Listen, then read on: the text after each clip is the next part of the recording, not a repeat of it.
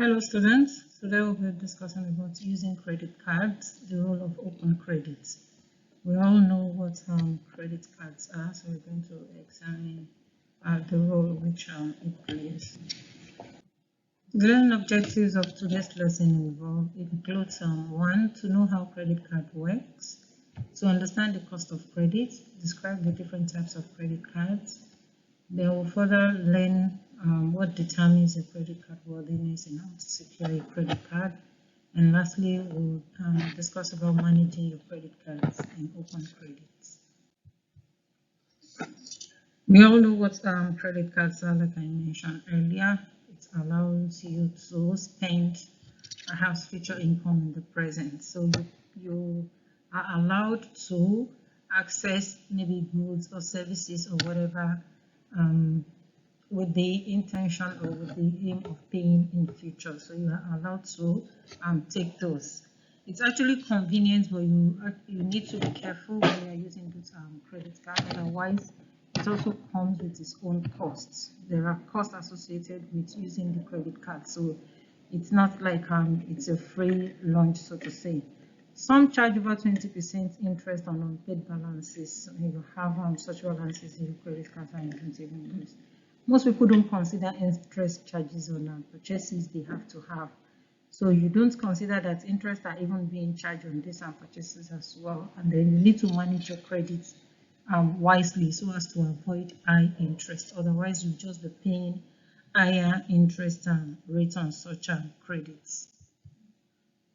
So a first look at credit cards and open credits. Credit involves receiving cash, like I mentioned before. Anything on credit involves that you are receiving either cash or goods and services with an obligation to pay later. You're not paying for that particular goods or services or item immediately. So it's an obligation that has to be fulfilled later. Open credit or revolving credit is a line of credit extended before the purchase. So the revolving credit or open credit allows you to borrow money up to a certain extent, a maximum credit limit, and then you pay later. So it's a form of deferred payment. You pay it later, you pay it over time. All right, this could be over time, and you can even borrow again as much as you need, as long as you have not exhausted or reached the maximum credit level. Unpaid balance plus interest carries over to the next month. So if there is a particular balance that you have not yet paid, it will be forwarded or carried to the next month, as well as the interest, because interests are being charged on these balances. Higher balances on credit lines is going to give you higher costs. All right, it means that you are not in need of that particular balance. So the higher balance is going to attract higher cost of maintenance for you in terms of interest that will be paid. What are interest rates now? And how are they calculated on the credit card? We have the annual percentage rate, which is the APR. That's a true simple interest rate paid over the life of a loan. The APR is just a simple interest rate that you pay over the life of throughout the period of that particular loan. So the APR is the yearly interest that is generated by a sum that is charged to a borrower or investor. APR for all customer loans must be disclosed. You'll be informed about your APR, and there are two types of APR. We have the fixed APR and the variable APR. The fixed APR, as the name implies, is a constant kind of rate. It does not fluctuate with the changes in the index or interest rates, while the variable API changes with the interest rate. We also have the TISA rate. All these are related to all these rates that we are discussing are related to the credit card, the APR, the fixed and the variable APR, and then we have the TISA rate as well. The TISA rate is just it could be referred to as introductory rates. It's an interest rate that is charged to a customer during the initial stages of the loan. All right, at the initial stages, some could be as low as 0%. You might not be charged anything at all, while some may carry more than 0%. All right, or could be a bit higher than 0%. Apart from that, we have the compound interest we've discussed in one of the previous classes. It's just the earning on both the savings and the interest. For the simple interest, you are earning an interest on your savings or investments. For the compound interest, you are earning both on the income and then the interest you are paying, because you are now turning back your interest again with the initial savings. So that is compound interest. All these rates are also associated with the credit cards. So how do you calculate the balance owed? This can be done using three methods. The method of determining the balance which you owe. That's how they are being calculated. The first is the average daily balance method. We'll look at them individually, or we'll see examples in the next slide. Then we have the previous balance method as well as the adjusted balance method. Either of these three methods can be used to calculate the balance that a consumer or a credit card owner is owing. Variations include new purchases or exclude. It could include new purchases or it could exclude new purchases. Now moving on to the calculation of the interest on the outstanding balance, how it's being calculated. We mentioned that it could be through the first method, which is the average daily balance method.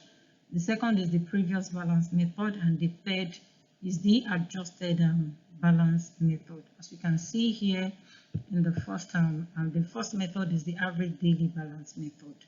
Look at the example we have here. Your credit card's annual interest rate is 18%. If your credit card's annual rate is 18%, that means that for you to get the monthly interest rate, you are going to divide this 18 by 12, sorry, because we have 12 months in a year. All right, so that's how we have a monthly interest rate of 1.5% here. And you begin the month with a previous balance of $1,000.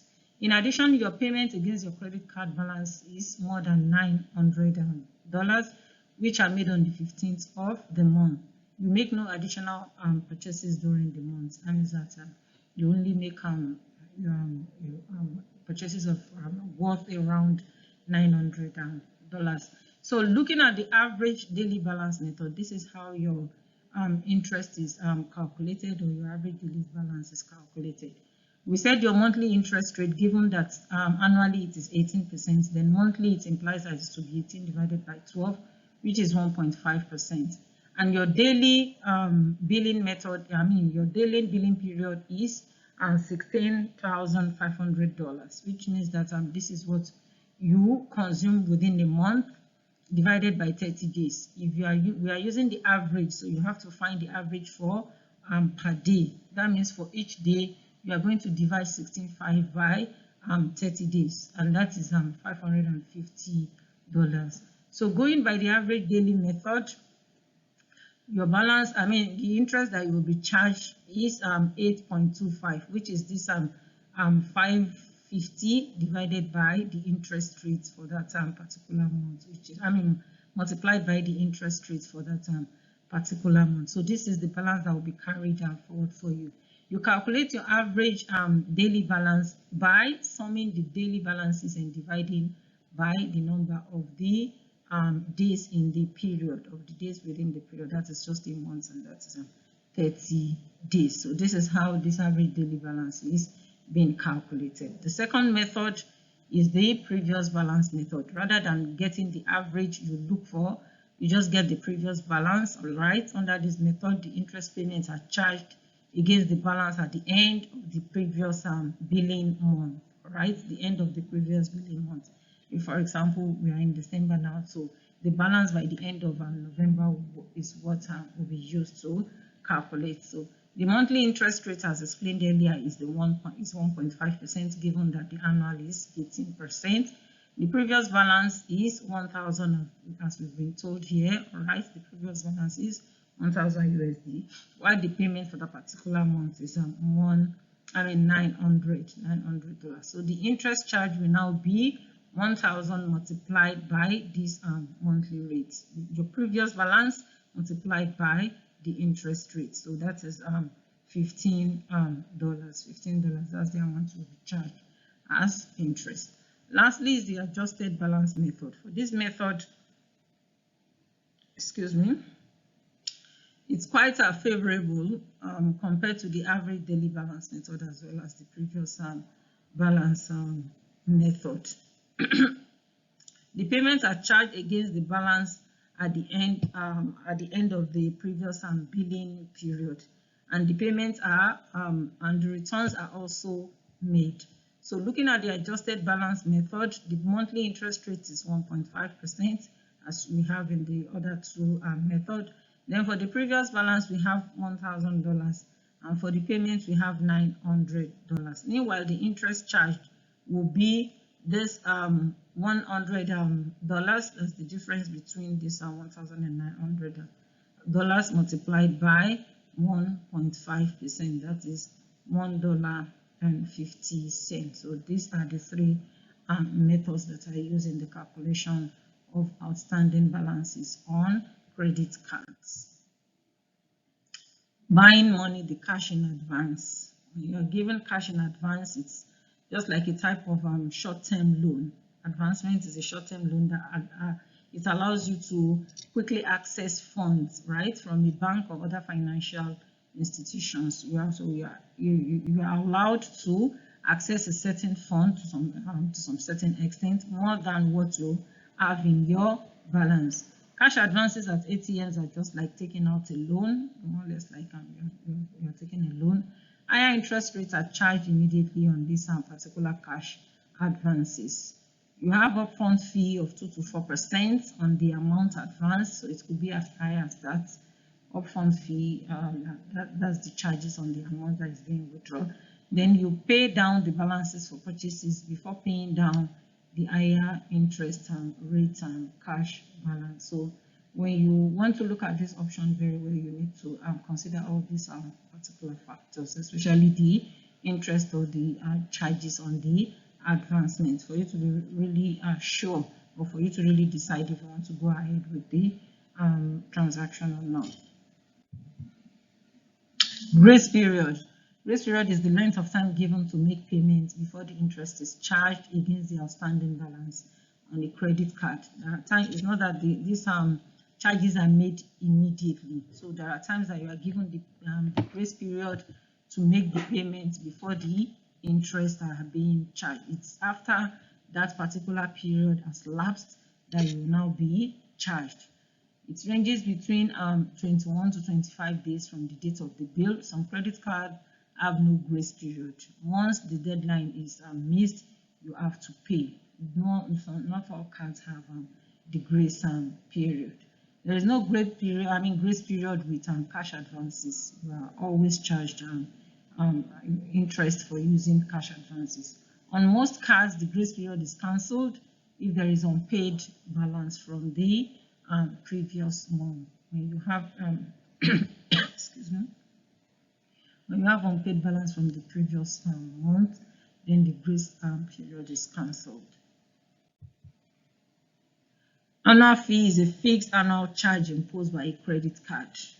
For the fact that you are using credit card, there is a particular cost that is associated with it, and that is paid annually. All right, that is what we call the annual fee. You have to pay a particular fee for using the credit card. Over 70% of biggest credit card issuers do not charge an annual fee. Many don't charge the fee if the card is used at least once a year. So there are times that if you use it, then some may not charge, all right, but some do charge regardless of whether you use it or not. So merchant's discount fee. This is the percentage of sale that the merchants pay to the credit card issuer. At times, this merchant that deals with the credit card or that operate the credit card, it's not the banks that operate them directly like that. We have vendors, like we have the MasterCard, Visa card, and so on. So these merchants at times they give the credit card users some percentage of the sale, all right, at the end of the day to compensate them. Additional fees that are associated to using the credit card includes the cash advance fee, the late fee, the over the limit fee, as well as the penalty rates. So here are the pros and cons of credit cards. You need to consider these factors before deciding whether or not to go ahead with your credit card or with the use of a credit card. So you don't just get a credit card because others are getting it. No, you need to monitor your finances. All right, don't forget that this is about your personal finance. So you need to consider the convenience. You need to consider the convenience. How convenient is it for you to use the card? It's also used as an identification. There are times that some cards are used as identification. It's used for phone and internet purchases. These are some of the advantages. All right, it's convenient. Of course, if you want to purchase, you can just purchase whatever you have because you have the you have that grace of paying in future. Then temporary funds are available. You use product before paying for it. Definitely, there is bill consolidation. You pay less today and you earn interest elsewhere. Then there are extended warranties, travel insurance, as well as reward for credit card users. Some of them are used for some users consider this too, the fact that there are extended warranties, travel insurance, and rewards at the end of the year. So apart from the advantages that have been discussed, the disadvantages to be considered before you think of using the credit card is one, it's too easy to spend money. Some people don't even monitor their finances anymore. They are not in control of their finances anymore because they know that, okay, once they need something, it's just a matter of using their credit card to get it and they'll pay in the future. It's also too easy to lose track of your spending. Don't forget that one of the ways in managing your finances is to take close monitoring of your spending. You take track of your spending. But with the credit card, then it's not likely that you'll be able to track your spending very well because you have the will, you have the freedom to buy whatever you have as long as you want to buy, as long as you have access to the card. Then you need to consider the higher interest rate that are being charged on those cards as well, and to consider the fact that whether you are using them or not, some do carry charges, some do come with charges. Obligating future income is also one of the factors that need to be considered, and there is heavy budgetary problem with uncontrolled spending. When you don't control your spending, then you have problem preparing a budget. You cannot budget that, okay, this is what I want to spend for this month, this is what I want to budget for next month, because you are using the card at your free will. So here is just a figure showing the undergraduate and payment behavior in the United States. Those that are using credit cards. Among the total users of credit card, it was discovered that 38% make more than the minimum payment, but they always carry a balance, all right? Even though they try to pay more than the minimum that they are supposed to pay on their loan or their credit and facilities, they still have balances that are carried forward to the next month. 14% pay off some cards in full each month, but they make only the minimum payment on others, especially when they are using more than one credit card. 22% make the minimum monthly, all right, the minimum monthly payment on all cards every month, just a few of them. Then 17% pay off all the credit card balances each month, as small as 17%, while less than 1%, all right, our family members pays the credit card bill. Less than 1% have their family members paying their credit card bill. Then we have 7% that make less than the minimum payment on some of all the cards each month. So you can see how difficult at times it could be to manage a credit card, because you always have balances to carry forward. The more you buy, the more you have these balances, and even if you decide not to buy, you still have to pay certain interest or charges on the use of the cards. What the card means for you. What does it mean for you? Your credit card company has to tell you when they plan to increase your rate or other fees. The card is not just for you to take the facility and start using. You need to find out, and they also need to provide you with enough information so as to be able to decide. Your credit card company has to tell you how long it will take to pay off your balance, all right? you need to be carried along on how much or how long you need to pay, how long you have to pay that particular credit. No interest rate increases for the first year. It's usually fixed for the first year, except for the subsequent years. Interest rates apply only to new charges. So for the first year of using the card, you may not need to pay any interest until the subsequent years. Still on the credit card, restrictions on the over-the-limit transactions are also available. There are caps on high fee cards. There are caps, there are maximum limits, all right? Protections for underage consumers are also available. There are standard payment dates and time which you need to monitor. All this you need to know about your credit card. Your credit card company needs to inform you about all this. Payments directed to highest interest balances first. Your credit card company cannot charge you a fee of more than $25 in most cases.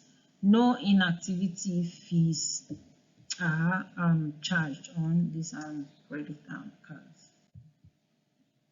Choosing a source of open credit. When you are making your choice, what are those things that you need to know? A bank credit card is a credit card issued by a bank or a large corporation. This generally the Visa or the MasterCard, like I mentioned before. Although they are issued by the by the companies, by the banks, or financial institutions, this bank credit card are issued by the card. The cards are issued by the banks. Excuse me for that. And then generally they have merchants that do operate these credit cards too. Like I mentioned, the Visa or the MasterCard, just to mention a few of them. Bank card variations are also, applicable. There are different classes. We have the premium, we have the affinity, we have the secured credit card. So all these are different types of card. So you need to discuss with your bank, or they will discuss with you and explain the different types for you to be able to know which one is suitable for you. Travel and entertainment cards are also available. They do not offer revolving credit and require full payment of balance each month. You are not expected to carry any balance forward, so you have to pay the balance for each month in full. Interest-free grace period is also applicable to the travel and entertainment card. Issuers receive annual fee and merchant discount fee. The merchant, like the MasterCard and the Visa card, is going to give them discount fee. We have American Express, Diners Club, and the Carte Blanche as the primary issuers of this travel and entertainment cards. We also have the single purpose cards. This can be used only at a specific company. All right, they will tell you, okay, you can use this card at this particular company. Companies issue their own cards to avoid the merchant discount fees, because, like I mentioned before, these merchant companies like the Visa or the MasterCard are merchants that operate these credit facilities. So some companies do have their own credit cards that they give to members to avoid this discount fees by the merchants. The terms vary, the terms and conditions vary. Some offer revolving credit as well, and typically there is no annual fee that is associated with the single purpose cards. Apart from the single purpose card, we also have the traditional charge account. This can be used to make purchases or get services only at the issuing company, such as utility company and doctors who provide services in bill later. So it's only at that particular company that you can use the traditional charge account. They are convenient for both the user, the issuer and the payee, and they pay monthly bill in full, or you pay the interest. It's either you pay the monthly bill in full, or you pay the interest that will be charged along with it. So what is the best for you? How do you determine what is best for you among these types that we've discussed, these credits? The credit user carries an unpaid balance from month to month. Then the convenience user pays off the credit card balance each month to avoid the interest, and the convenience and credit user usually pays off all the balance. So it depends on you, it depends on how convenient it is for you. So if you think you are just a credit user, then you carried an unpaid balance. You can carry an unpaid balance from month to month, which will carry definitely some costs, right, in terms of interest or charges.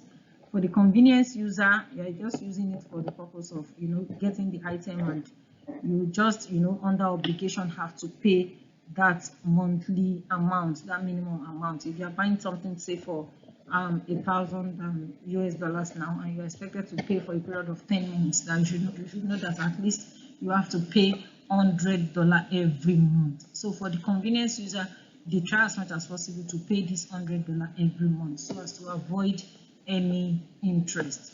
For convenience and credit user, they generally pay off all the balance, whether it is the one unpaid from the previous balance or the monthly, whatever. So they just pay off everything at once. So these are the features that the different types of card users consider when they want to choose, or when they want to determine the kind of credit user. Whether they want the low APR, that's the credit user, they may just be looking at the APR, the one that has the low APR. For the convenient users that prefer to pay monthly, the monthly charges for everything, they look at the long grace period, the annual fee, as well as the fee benefits. For the convenient and credit user combined, they consider the low APR, right, the long grace period, the annual fee, as well as the free benefits. Getting a credit card. Getting a credit card, as much as the advantages are there, we need to also emphasize that there should be a purpose. You don't just get a credit card for the sake of it. So it's an excellent idea for students because they have access to the education loan or whatever, and they can get some items on credit and pay in future. Emergency funds are also available with the use of the credit card. Build solid credit history if used prudently. If you use it prudently, then you'll be building a solid credit history, because we'll still come across these credit score and credit reports, which are part of what will determine your credit and ordinance or your credit score. So it's the first step is to apply. The first step is to apply for this credit card if you want to have access to some of these advantages or some of these the beauties of using the card that we've mentioned. Credit evaluation. What are those things to consider? We have to consider the 5 C's of credit. All right, when you are being evaluated for credit, for your credit worthiness, you'll be examined for your character, your capacity to pay the capital, the collateral, as well as the conditions in terms of payment. So these are the 5 C's of credit evaluation. The key to getting your credit, like I mentioned earlier, is your credit score. All right, your credit score. Your credit score represents your credit worthiness. It's usually a 3-digit number that rates your credit worthiness. It tells us how credit worthy you are, or it tells your the company how credit worthy you are. It's based on your credit history, like I mentioned before. There's always a history of your credit worthiness, how you've been able to pay, all right, and how it contains information such as maybe your account, the total debt level, your repayment history, how you've been paying over time, and so on and so forth. So a credit bureau it gathers information on consumers' financial history, including the payment history, and sell it to consumers. So this is how they get information about you as well. The credit bureau are in charge of this gathering or information gathering. Credit bureau compile credit reports and assign the credit score. They compile the credit report. The report is like a statement that carries information about your credit and activities, what you've purchased over time, how you've been making payments, your current credit situation, maybe your loan payment history, maybe your student loan, for example, you got the loan and how much you've been paying, and even the status of your credit account. All this will be compiled by the credit bureau. So, and it will be used to assign the value, which is your credit score. Credit reports are information on your financial situation and dealings, like I mentioned earlier, and the credit information impacts whether you get a loan, and it affects your interest rate too. Determining your credit worthiness. I've talked about your credit scoring, all right, which is a numerical evaluation of scoring of applicants based on their history. So it's very, very important. Your history, your credit history is very important. So don't think that you can get away with everything. If you get a loan, you have to pay it monthly. You have to pay, whatever interest or charges that you are expected to pay on it, and at due time, so that you have at least a good standing in terms of your score. It reduces the lender's uncertainty.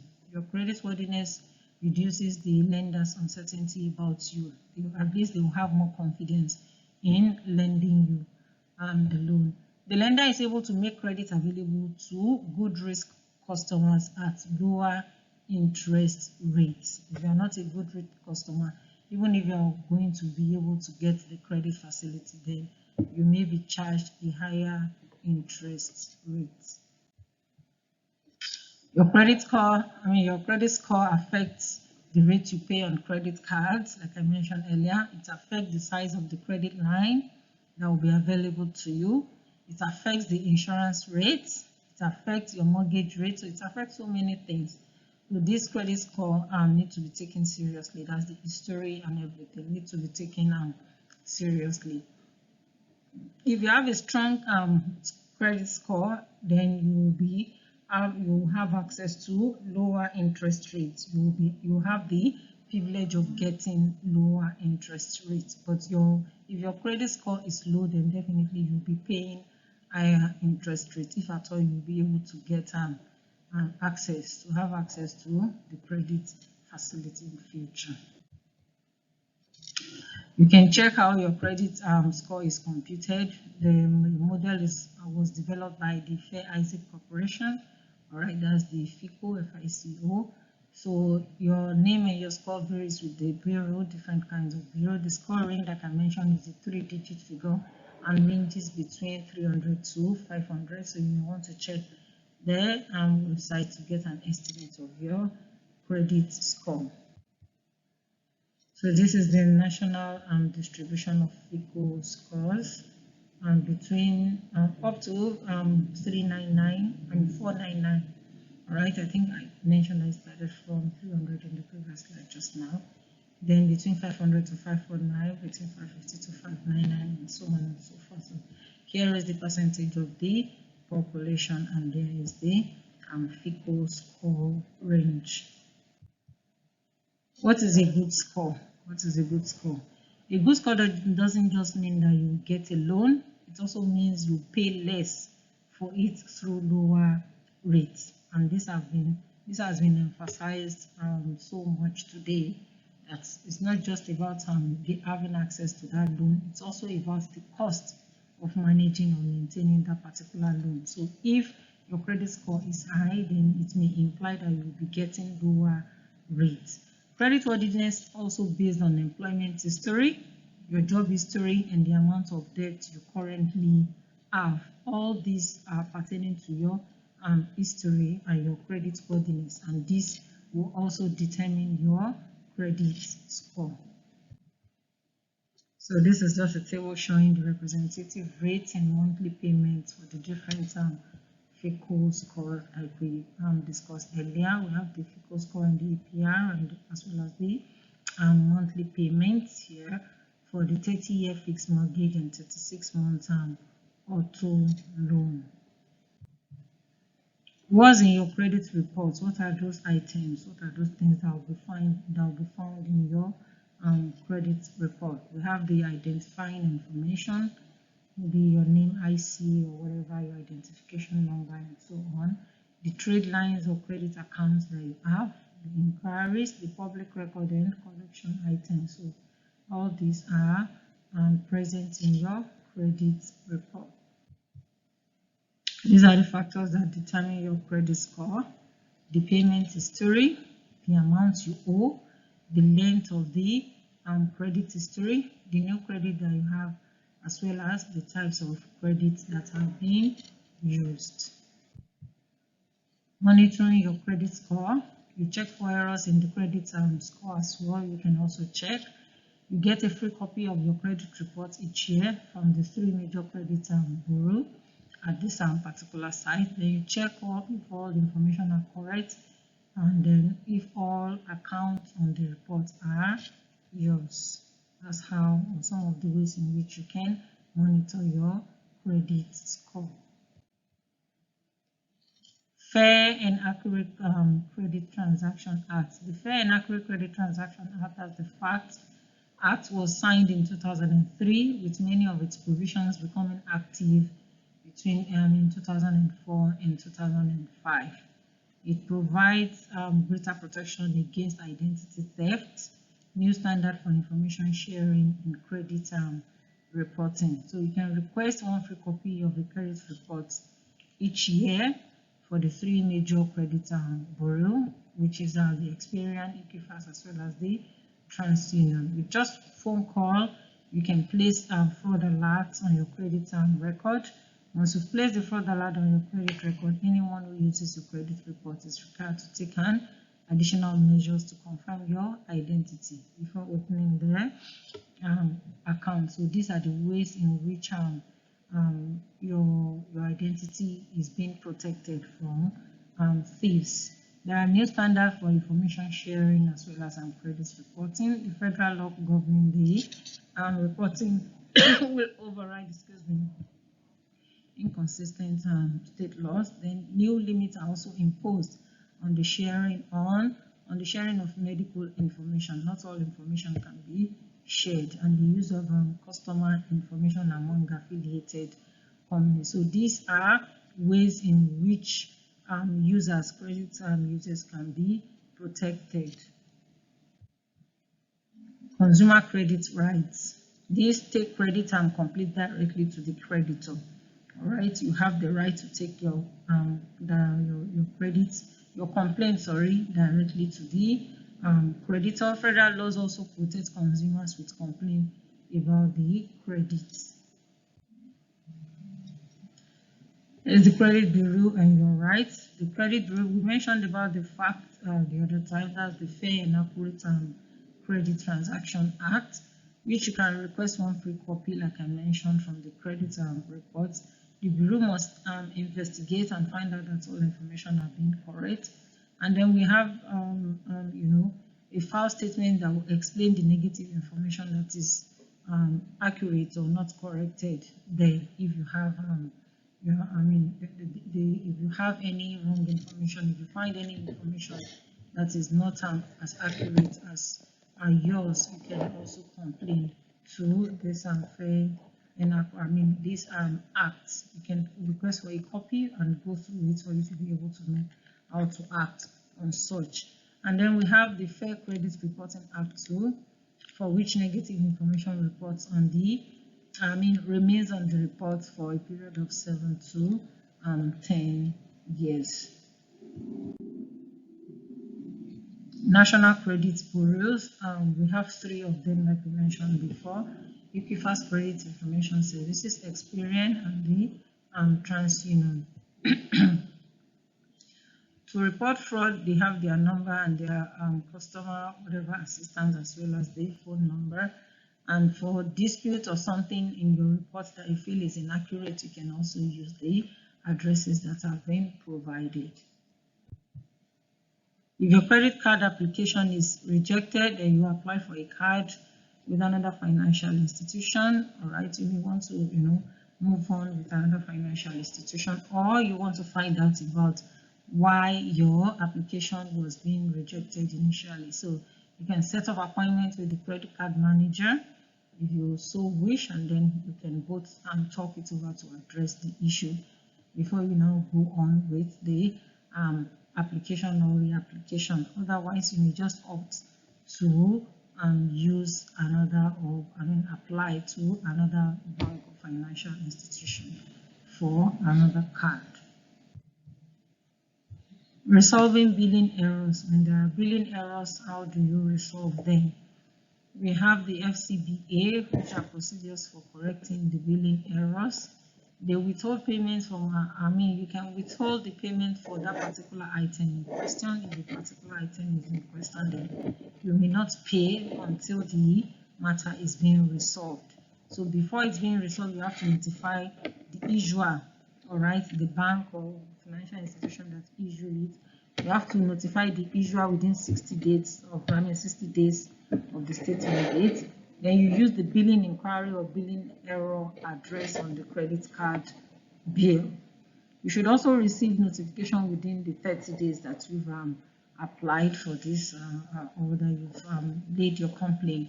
And then the card issuer now investigates within 90 days and the account is credited or with explanation. It's either your account is credited back or you are now given a clearer explanation of what actually happened.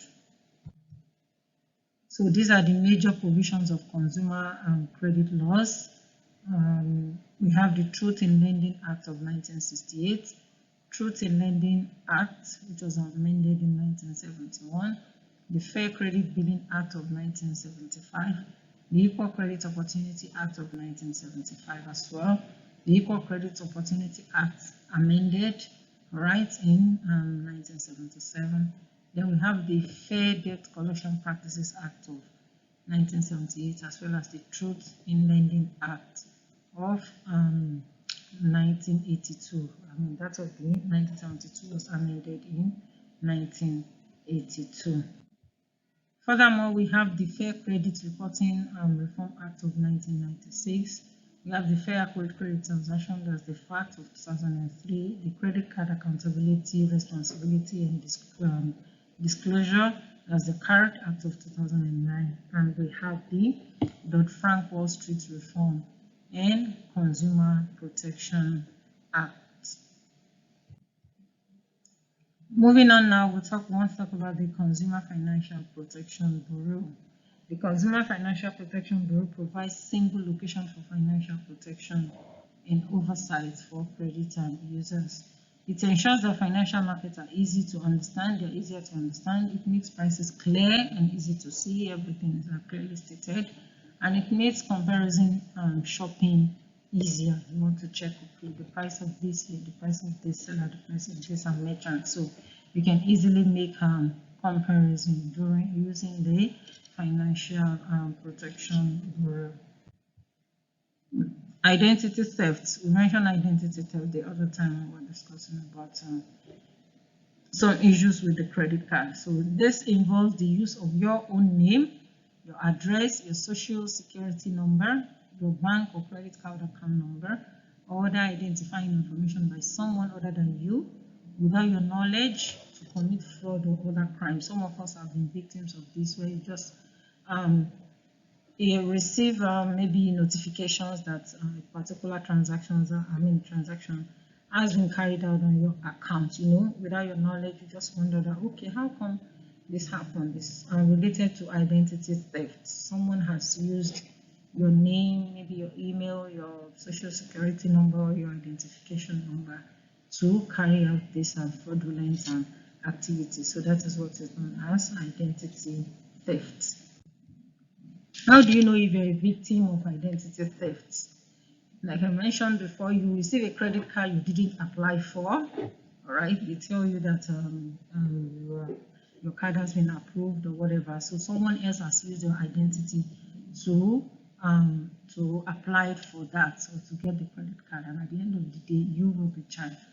So you denied credit or offered less favorable terms. When you want some credit, you are being denied simply because somebody else has made fraud or have done fraudulent activities with your account. You receive calls or letters from debt collectors.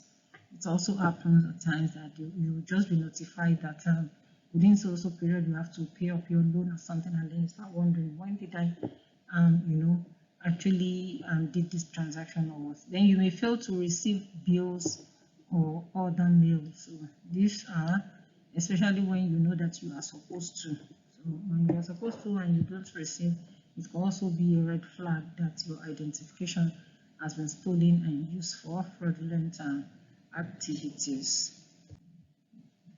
This is how to prevent your identity theft. There are different ways. In a safe place at home, you have to keep a detailed list of your credit and debit cards and other accounts. Make sure you keep them safely.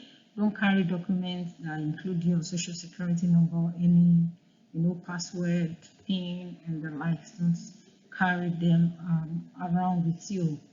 Keep your birth certificate, passport, social security, anything that can at least unique to you. Maybe you keep them safely, somewhere, maybe a deposit box or whatever. And in instances where you lose some of your identification documents, for example, maybe your driver's license, then you have to report immediately so that an action can be taken by the authority. When you check your credit reports at regular intervals with the 3 national credit bureaus, the TransUnion, the Experian, as well as the Equifax. So for suspicious activities, at least once in a year, please try as much as possible to check on your credit reports for suspicious activities at least once in a year.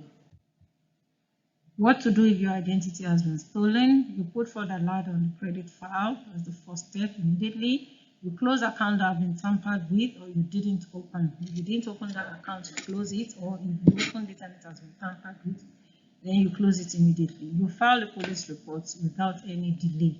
File a police report, and then you can also file reports with the FTC. So these are the steps that you can take once you realize that your identity has been stolen. Controlling and managing credit card and open credits. You have to reduce your balance by making your payments as at when due. You have to protect yourself against fraud with all the methods that have been explained. Trouble signs in credit card spending. Okay, if you can't pay your credit card bills, then there are issues. You'll be having, your problems will be compounding. Your bills, your debt will be compounding because you need to pay interest on those unpaid balances as well. How long can it take to eliminate credit card debt? So there are steps that you need to know for you to be able to determine how long it can take to eliminate your credit card debt. The first step is to find the row that corresponds to the percentage of your initial balance that you intend to pay off each month. For example, you have an initial balance outstanding of $5,000 and you intend to pay $200 for each month. You will be paying 200 divided by 5, which is 4% each month. Thus, you look at the 4% row. You look at the row where you have 4%. So this is the row where we have 4%. On this row we have 5%. On this row we have 10%. And here we have 15%. So each month pay this percentage of the initial outstanding balance of 4%. For example, if you want to pay $200 for this particular amount, a bill of $5,000. Then step 2, you find the column that corresponds to the annual percentage that you pay on your credit card. Don't forget that we also mentioned that there is an annual percentage that is being paid on the credit card. If your credit card charges is 15% interest, then you look at the 15% column. The first step was to look at the 4% row. Now we are moving on to the column. So you look at the 15% column. That's the annual credit card rate. Then the third step, the intersection of the payments row and the credit card interest column shows how many months it will take to pay off your initial balance. So if you pay 4% of your initial balance each month, and we are looking at the 15% column here to pay off, then that means it's going to take you 30 months to pay off your initial balance. It's going to take you 30 months to pay off your initial balance. So that is how long it can take. That's how to determine how long it can take to eliminate your credit card debt. This is a checklist on the credit card and habit quiz. You can provide answers to these questions for you to be able to check yourself. If you answer yes to any of these questions, then you have problem controlling your credit card spending. Do you make only the minimum payment on your credit card each month? Have you reached your spending limit on one or more credit card? When out to dinner with a group of friends, do you pay the entire bill with your credit card and have them reimburse you for their share with the card? All these questions are just quizzes on your habits, and they will help you to determine your credit worthiness, or whether you really need the use of the credit card, whether you'll be able to manage yourself, or whether you have problem controlling your credit card spending or not. Do you know how much of your credit card bill is from interest? All right. Does your stomach start churning when you get your credit card bill? So all these are just quizzes for you to take to be able to assess yourself. So summarily, we've been talking about credit card from the beginning of the class. We explained the fact that the main form of open credit is the credit card, which you can use to make charges to a certain point as long as you pay off the minimum amount. The cost of open credit includes the interest rate, the cost of cash advances, the annual fee, as well as the penalty fees. We also discussed the fact that choices of open credit lines include different types of credit cards and charge accounts. We talked about the premium, we talked about the affinity, and so on, just 3 of them. And then we discussed the fact that lenders determine creditworthiness using the 5 C's, all right? The character, capacity, capital, collateral, as well as conditions. So getting the credit card is not also automatic. You have to be assessed based on these 5 C's.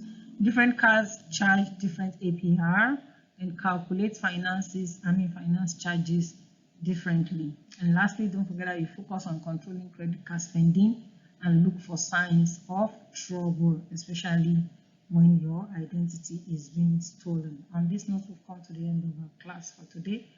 Hopefully, we'll see you again next week, or we'll be moving on to the next topic, inshallah. Before then, please do take care of yourself and stay safe. Bye-bye. Thank you.